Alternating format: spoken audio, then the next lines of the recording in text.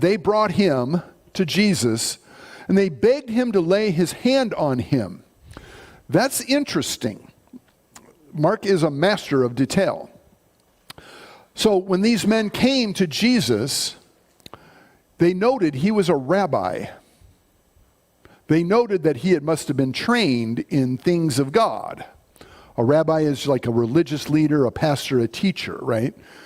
They specifically did not come expecting a miracle.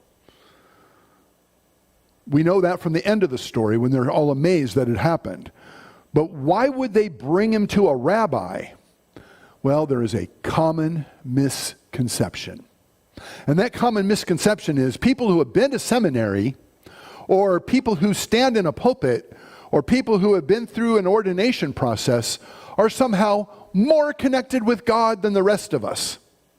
That is a misconception. Some of the most connected people with God are widows, and they pray, and they commune with God every day. And so I think what they're thinking is we're disconnected Jews, or we're Gentiles, we're not part of that Jewish thing going on, but hey, there is a rabbi, and we're desperate for our friend to get a little help. We haven't been able to encourage him.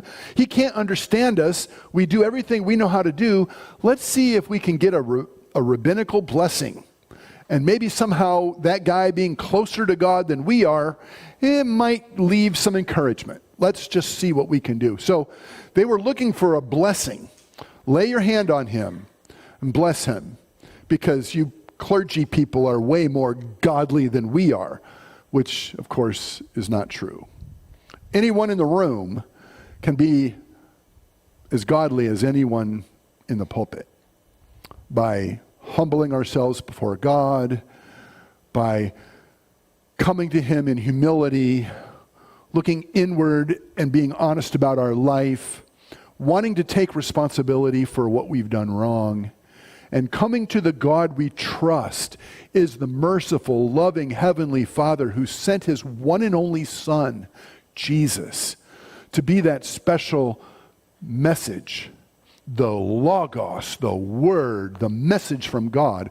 And God in human flesh is Jesus, and he's able to physically touch us in a way that the Father, who is Spirit and lives out in the transcendent realms,